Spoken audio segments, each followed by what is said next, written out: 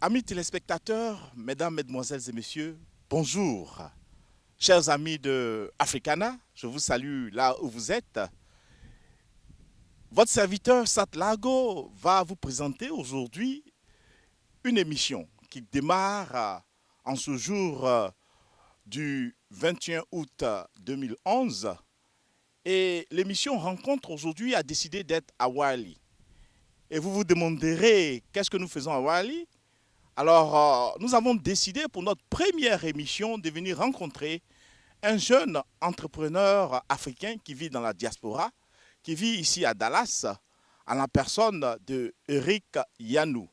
Eric Yanou est un jeune Camerounais qui, un temps soit peu, s'essaie dans l'entrepreneuriat, qui a des activités dont nous allons parler. Alors, nous allons aussi parler de sa vie au Cameroun. Nous allons parler des difficultés qu'il rencontre, plus ou moins rencontrées ici, depuis son arrivée ici, et comment il s'en est en sorti. Alors, l'émission Rencontre est une émission socio-culturelle pour montrer la face cachée des Africains vivant dans le métroplexe. Si vous voulez montrer aussi les Africains partout dans le monde qui vivent dans les pays européens, aux États-Unis, au Canada, en France, en Australie, pourquoi pas. Alors, si vous avez des amis, si vous êtes intéressé par notre émission, vous pouvez nous contacter et nous serons à mesure d'arranger cette rencontre avec vous parce que nous avons l'intention de donner cette plateforme aux Africains qui vivent ici dans la diaspora pour parler de leurs activités, pour en quelque sorte les montrer aux yeux du monde, pour dire aussi que tous les Africains dans la diaspora ne sont pas des miséreux, sinon n'étire pas le diable par la queue, comme on a l'habitude de le dire.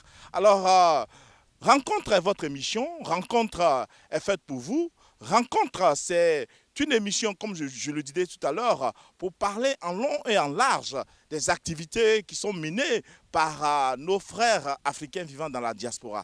Alors, sans plus tarder, nous allons ensemble aller rencontrer M. Eric Yanou dans sa somptueuse maison qui est juste derrière moi. Alors, suivez mon regard.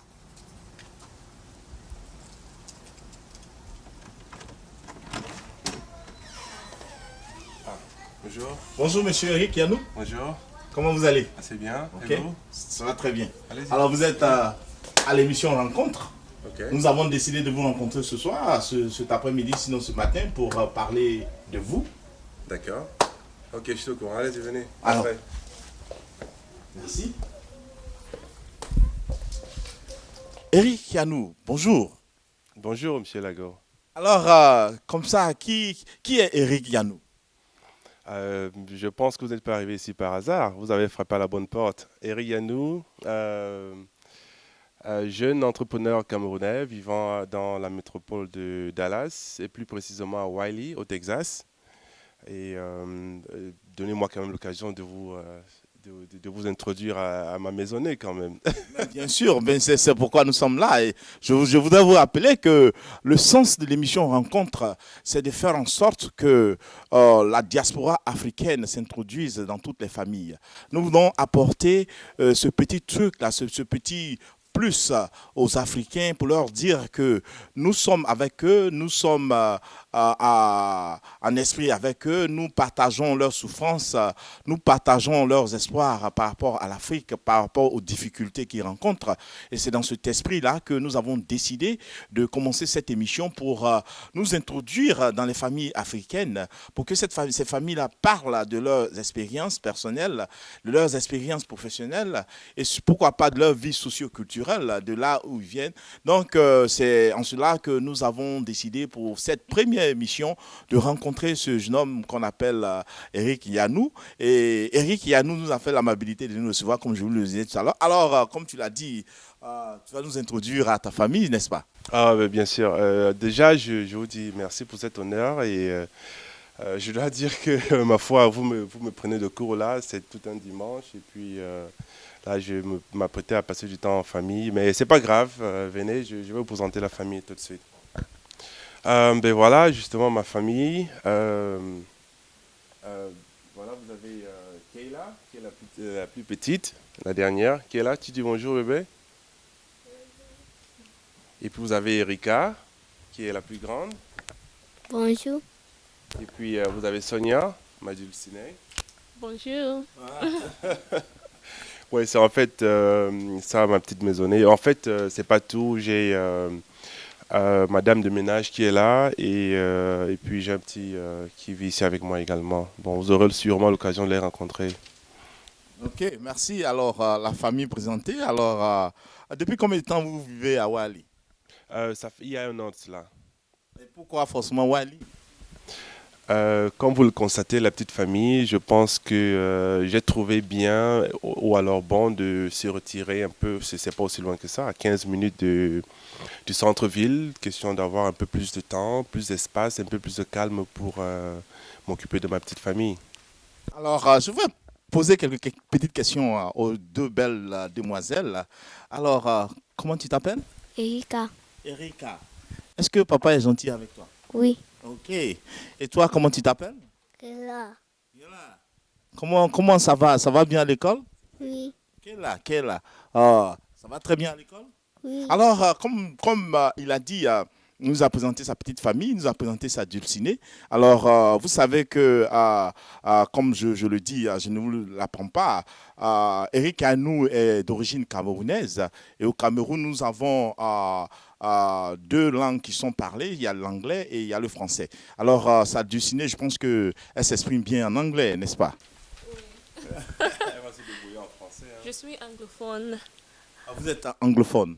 Est-ce que en 2 minutes, vous pouvez nous dire comment vous avez rencontré Eric? I'll say that in English. Okay. I met him about 3 years ago, and through a mutual friend, and ever since it's been really good. So. Okay. Are you happy to be here? Are you happy to be with Eric? There's something that you want to tell us that you don't know? No, I can't tell you what you don't know because that's just for me. Okay, that's the way it is. Merci, merci. Alors donc, nous continuons notre journée. Alors, Eric Yanou, nous parlons de votre vie. Nous sommes venus aujourd'hui pour montrer la manière dont vous vivez dans votre maison à toute la diaspora africaine. Est-ce que ce n'est pas un challenge? Je dois avouer que c'est un challenge, mais que je suis tout prêt à relever. Monsieur Eric Yanou, avant d'avoir toute cette belle famille, cette grande maison, belle maison, vous êtes originaire du Cameroun. Alors, est-ce que vous pouvez nous parler de vos origines? D'où est venu Eric Yanou pour venir avoir une grande maison comme ça, une belle famille? Et est-ce que vous pouvez nous parler d'Eric Yanou depuis le Cameroun? Merci pour le compliment. Ok, je suis Bamileke. C'est une tribu, une de plusieurs tribus au Cameroun. Et en fait, mes deux parents sont Bamileke. Et quoi d'autre, vous voulez savoir? Vous avez dit? Non, mais je voudrais savoir, c'est vrai que vos parents sont Bamileke. Quelle est l'école que vous avez fréquentée? Dans quel quartier vous vivez au Cameroun? Quand on parle des Bamileke, ils sont du centre, de l'ouest, du sud. Parlez-nous un peu de votre culture. Ah, d'accord. Ok, les Bamileke, en fait, c'est une tribu bantoue. En fait, on est situé à l'ouest du Cameroun. Et les Bamileke sont connus pour être ceux-là qui sont assez travailleurs et puis assez qui sont beaucoup axés dans les affaires. Ouais, parce que nos parents nous ont, nous ont entraînés à ça, si je peux dire, d'une manière ou d'une autre. Ouais, et, en fait, c'est ça ce qui fait le Bamileke. La différence entre les différentes tribus, je ne saurais exactement vous dire. Il va falloir peut-être choisir une ou deux tribus parce que franchement, au Cameroun, on en a des tonnes de tribus. Mais pour être un peu plus précis, Euh, Comme j'ai dit, le Bamileke, moi particulièrement, je viens d'Undé, ça c'est le département, et le chef-lieu Banganté.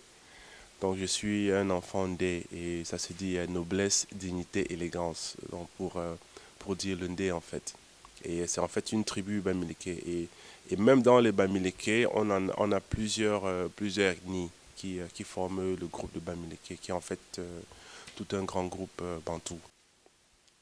Alors, est-ce qu'on peut dire que Eric Yanou au Cameroun avait une vie aisée, avait une vie difficile? Est-ce que Eric Yanou a pu finir ses études primaires, secondaires, universitaires? Comment Eric Yanou vivait au Cameroun? Euh, ok, je suis sûrement pas des plus nantis, mais heureusement pour moi, je suis né d'une famille assez modique.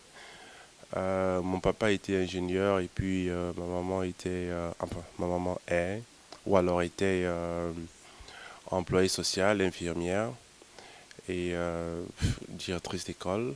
Alors, juste pour vous dire que j'ai pas une vie, euh, j'ai pas une vie aussi opulente. J'ai pas vécu dans l'opulence, mais certes, c'est que je n'ai manqué de rien dans ma vie. Oui, j'ai fait tout mon scolaire, enfin pas tout mon scolaire, mais je veux dire le primaire, l'élémentaire et le collège, ainsi que l'université au Cameroun.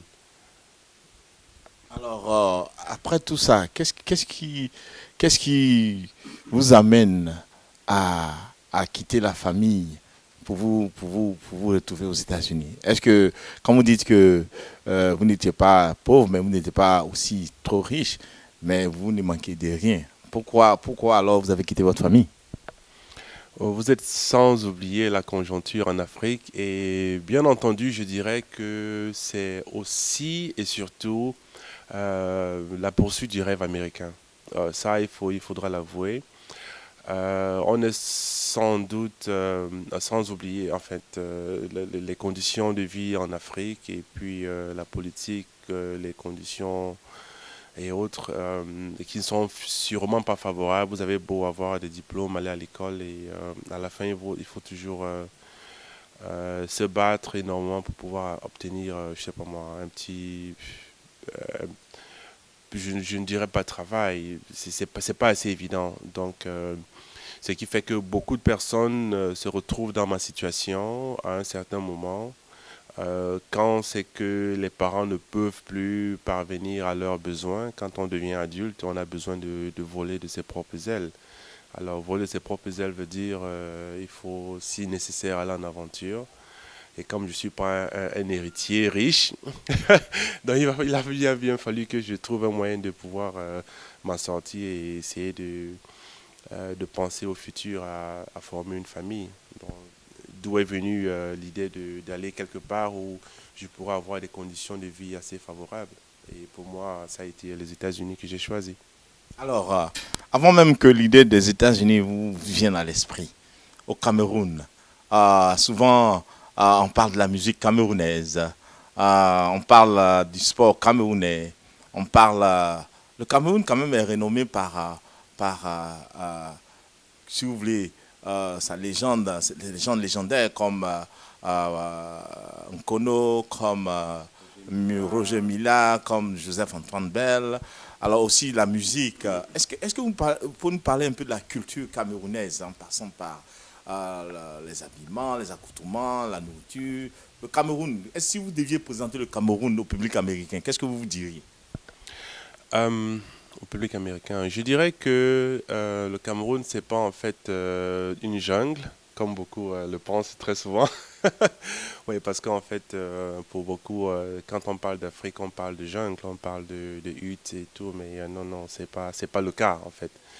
Et le Cameroun, comme on l'entend dire, c'est l'Afrique en miniature. Et quand je dis l'Afrique en miniature, en fait, au niveau climatique, on retrouve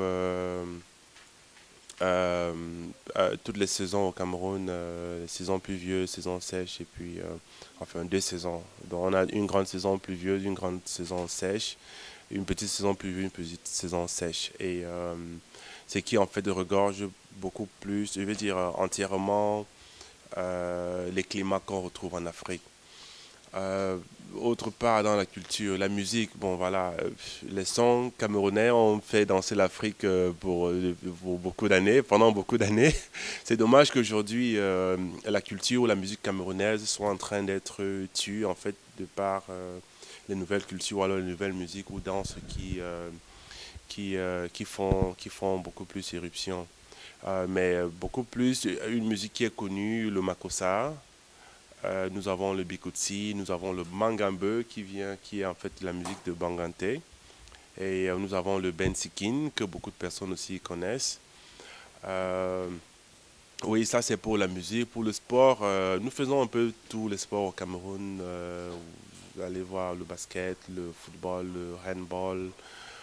Je ne sais pas si j'ai sauté le volley, le tennis de table et tout, l'équitation et autres. Bon, et moi particulièrement, j'étais sportif pendant mes années scolaires et jusque-là, j'essaie un peu de me mettre au sport.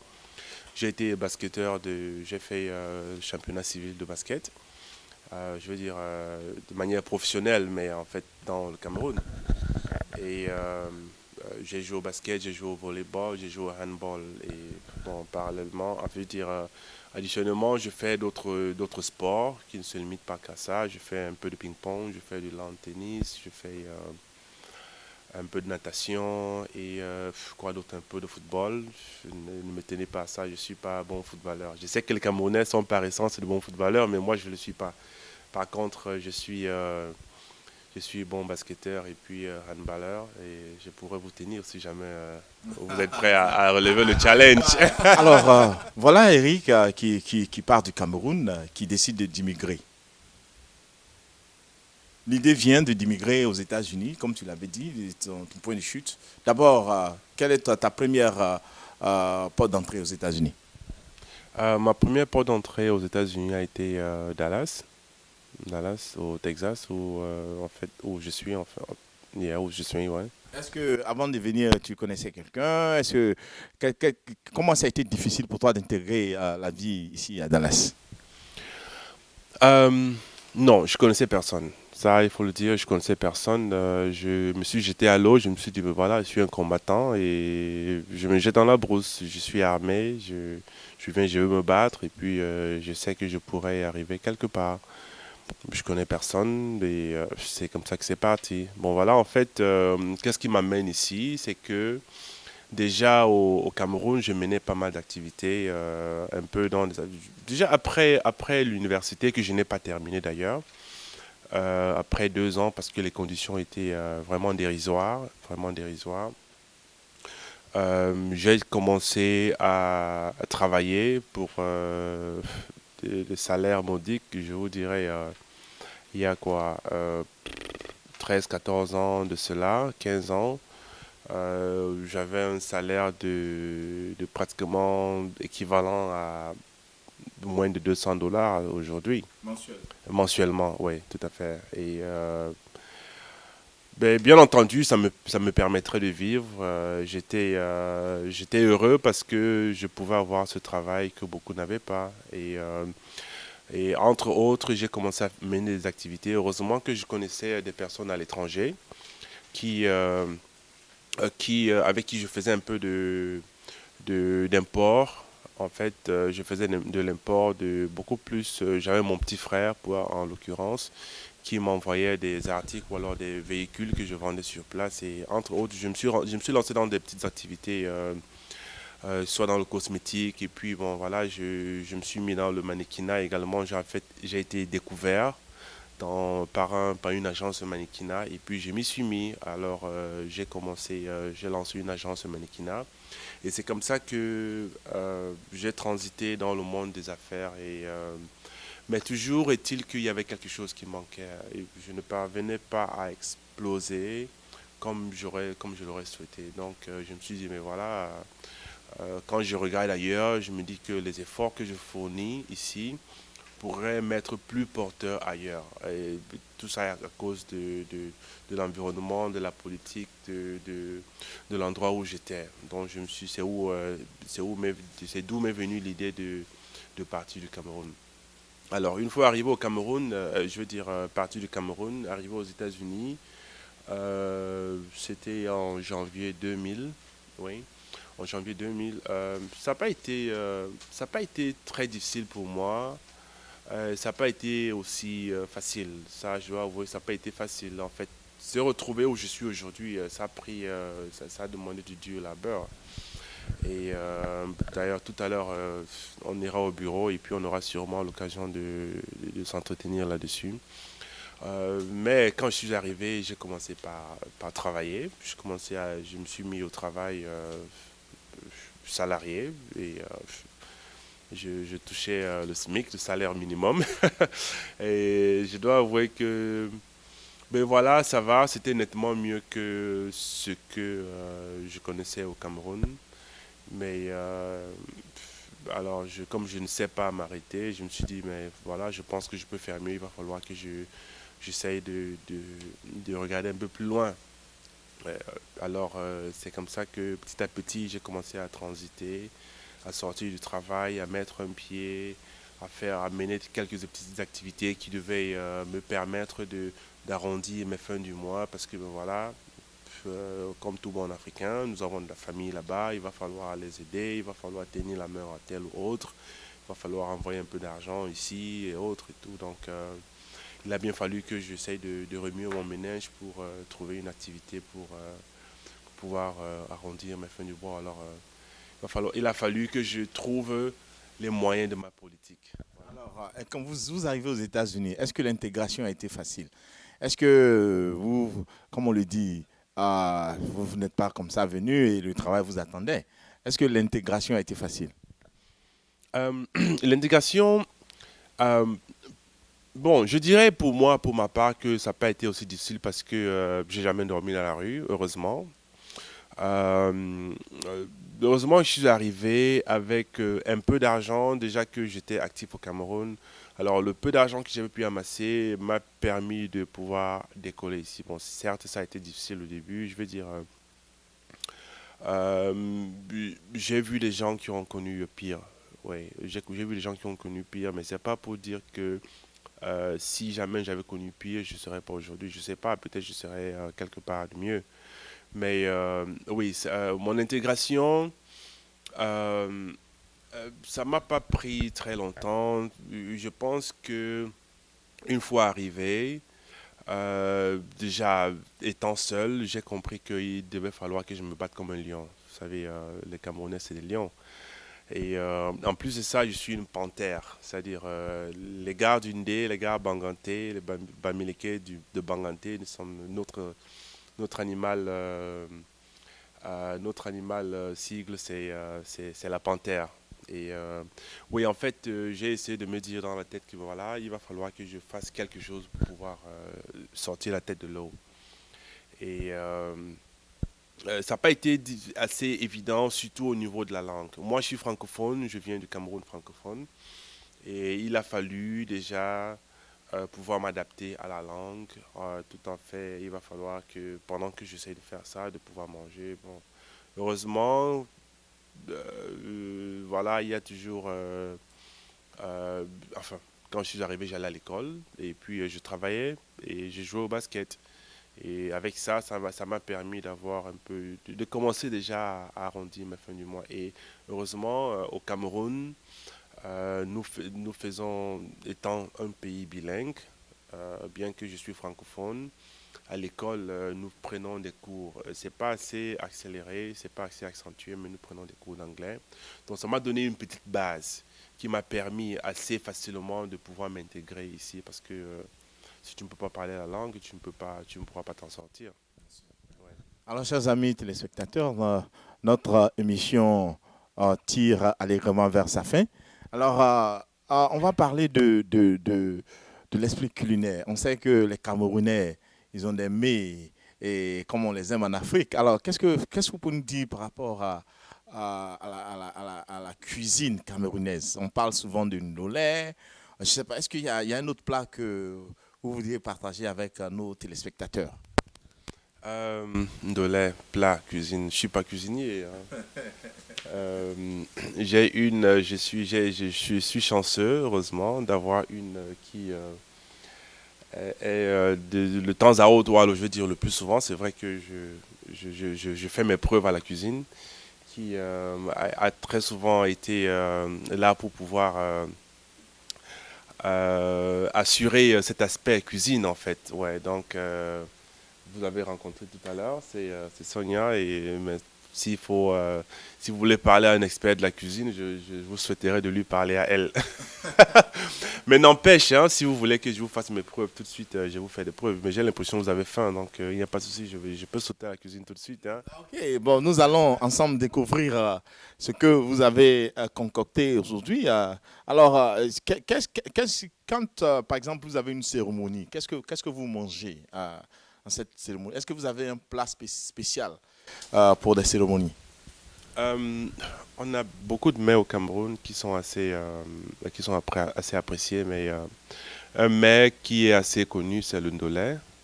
Oui, tout à fait, c'est le ndolé du Cameroun. C'est un mets assez connu. En dehors de ça, nous avons plein d'autres mets. Alors, voilà Eric qui part du Cameroun, qui décide d'immigrer. L'idée vient d'immigrer aux États-Unis, comme tu l'avais dit, ton point de chute. D'abord, quelle est ta première porte d'entrée aux États-Unis? Ma première porte d'entrée aux États-Unis a été Dallas. Dallas, au Texas, en fait, où je suis, enfin, yeah, où je suis, ouais. Est-ce que avant de venir, tu connaissais quelqu'un? Comment ça a été difficile pour toi d'intégrer la vie ici à Dallas? Euh, non, je connaissais personne. Ça, il faut le dire, je connaissais personne. Je me suis jeté à l'eau, je me suis dit, ben voilà, je suis un combattant et je me jette dans la brousse. Je suis armé, je veux me battre et puis je sais que je pourrais arriver quelque part.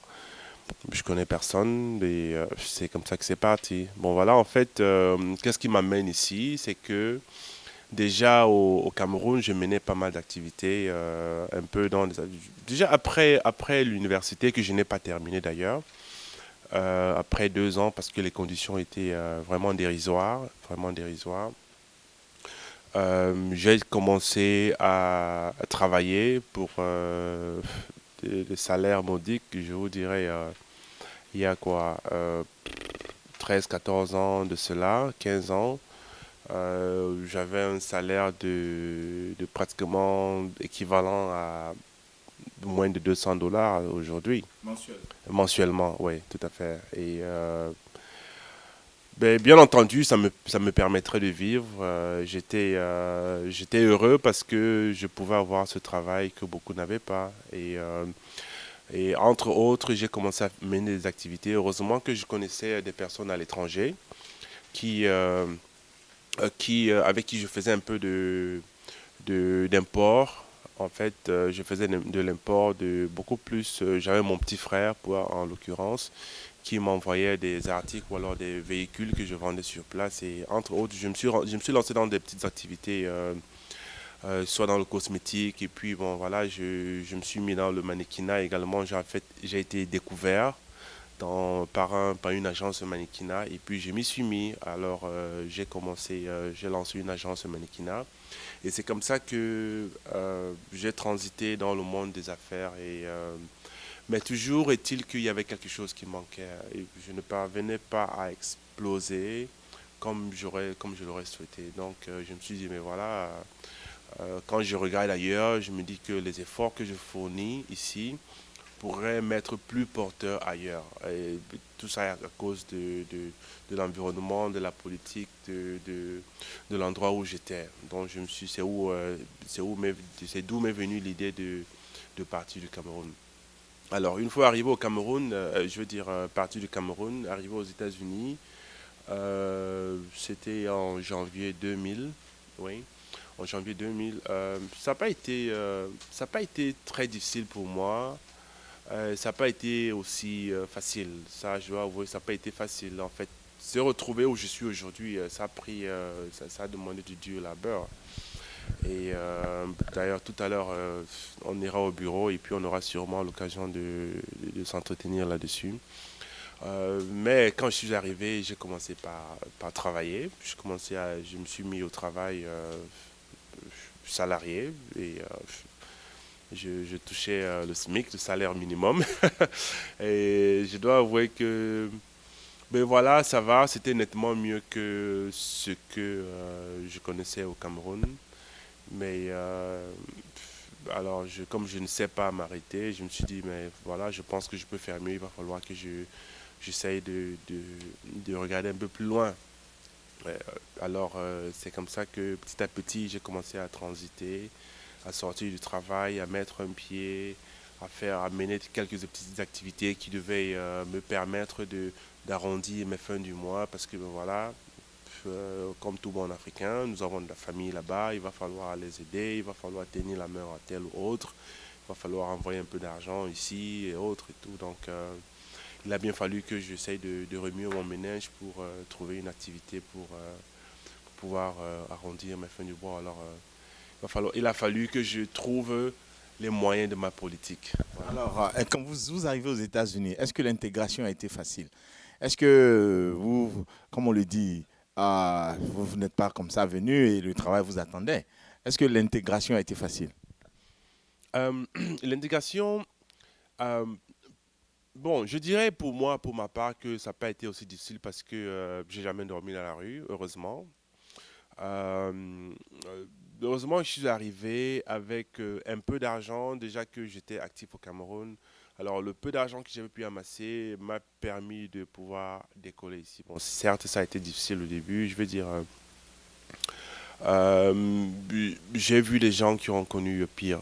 Ouais, j'ai vu des gens qui ont connu pire, mais c'est pas pour dire que si jamais j'avais connu pire, je ne serais pas aujourd'hui. Je sais pas, peut-être je serais quelque part de mieux. Mais oui, mon intégration, euh, ça m'a pas pris très longtemps. Je pense que une fois arrivé, déjà étant seul, j'ai compris qu'il devait falloir que je me batte comme un lion. Vous savez, les Camerounais, c'est des lions. Et en plus de ça, je suis une panthère. C'est-à-dire, les gars d'Undé, les gars Banganté, les Bamileke de Banganté sont notre animal, sigle, c'est la panthère. Et oui, en fait, j'ai essayé de me dire dans la tête que voilà, il va falloir que je fasse quelque chose pour pouvoir sortir la tête de l'eau. Et ça n'a pas été assez évident, surtout au niveau de la langue. Moi, je suis francophone, je viens du Cameroun francophone. Et il a fallu déjà pouvoir m'adapter à la langue. Tout en fait, il va falloir que pendant que j'essaie de faire ça, de pouvoir manger. Bon, heureusement, voilà, il y a toujours... enfin, quand je suis arrivé, j'allais à l'école et puis je travaillais et je jouais au basket. Et avec ça, ça m'a permis d'avoir un peu, de commencer déjà à arrondir mes fins du mois. Et heureusement, au Cameroun, nous faisons, étant un pays bilingue, bien que je suis francophone, à l'école, nous prenons des cours. C'est pas assez accéléré, c'est pas assez accentué, mais nous prenons des cours d'anglais. Donc ça m'a donné une petite base qui m'a permis assez facilement de pouvoir m'intégrer ici parce que si tu ne peux pas parler la langue, tu ne pourras pas t'en sortir. Ouais. Alors, chers amis téléspectateurs, notre émission tire allègrement vers sa fin. Alors, on va parler de l'esprit culinaire. On sait que les Camerounais, ils ont des mets et comme on les aime en Afrique. Alors, qu'est-ce que vous pouvez nous dire par rapport à la cuisine camerounaise? On parle souvent de ndolé. Je ne sais pas, est-ce qu'il y a un autre plat que vous voudriez partager avec nos téléspectateurs? Ndolé, plat, cuisine. Je ne suis pas cuisinier, hein. Je suis chanceux, heureusement, d'avoir une qui Alors, chers amis téléspectateurs, comme on le disait tout à l'heure, nous parlons de la cuisine camerounaise et le plat que nous avons choisi de partager avec vous cet après-midi, c'est le ndolé. Alors, la charmante Sonia, qui est la diocinée de M. Rekianou, va nous faire le plaisir de nous donner la recette. Alors, pour tous ceux qui voudraient préparer le ndolé, alors, écoutez et regardez très très très bien ce que la charmante Sonia va nous donner comme recette. Alors, comment on prépare le ndolé? We use peanuts and a leaf we call bitter leaf. So we cook the peanuts until it gets ready after blending it. And then we have, spices we use like ginger, garlic. You can put whatever kind of meat you want or fish.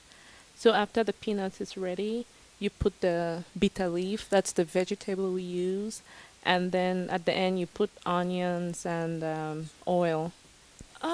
Let's say So 2 hours, given that you have to prepare the peanuts and the vegetables and the other spices. So it's an average of 2 hours. Well, a lot of people eat it with different stuff. You can eat it with rice, you can eat it with plantains, you can eat it with bobolo. I don't know if you guys know what that is. You can eat it with potatoes. It just depends, on your background. Yeah. So, can you tell me if you are the expert on cooking the ndolé? Can you say that? Sure, I'm the expert. Comme je vous le disais tout à l'heure, ça aussi c'est la culture camerounaise, vous pouvez le constater. Au Cameroun, il y a deux langues qui sont parlées, c'est le français et l'anglais. Et la charmante Sonia est fluente en anglais et c'est pourquoi elle a pu expliquer la recette en anglais. J'espère que vous avez pris note. Alors, nous allons maintenant terminer notre émission et donner la parole à Monsieur Eric Yanou pour nous donner dire le dernier mot de la fin et pourquoi pas donner des conseils à nos amis africains de la diaspora pour qu'ils, je ne dirais pas qu'ils suivent son exemple, mais au moins le copier et peut-être, comme on le dit, ne faites pas ce que je fais, mais faites ce que je vous dis de faire. Alors, Monsieur Eric Yanou, est-ce que vous pouvez nous dire un peu le dernier mot de notre rencontre de ce jour? Tout ce que je pourrais dire à tout un chacun, c'est il est assez facile de faire, je veux dire, d'atteindre des objectifs. Il suffit déjà d'en avoir. Et si vous avez des objectifs, si vous avez la positivité d'esprit, les manières de penser, ça influence beaucoup ce que vous faites. Alors, il faut déjà penser à ce que vous voulez faire. Il faut avoir des objectifs assez précis, assez comment je veux dire, réalistes également. Et également se mettre à travailler sur ces objectifs. Alors, je dirais, rien n'est impossible. Il suffit juste de s'y mettre et vous pouvez y parvenir. Moi, ça n'a pas été évident, mais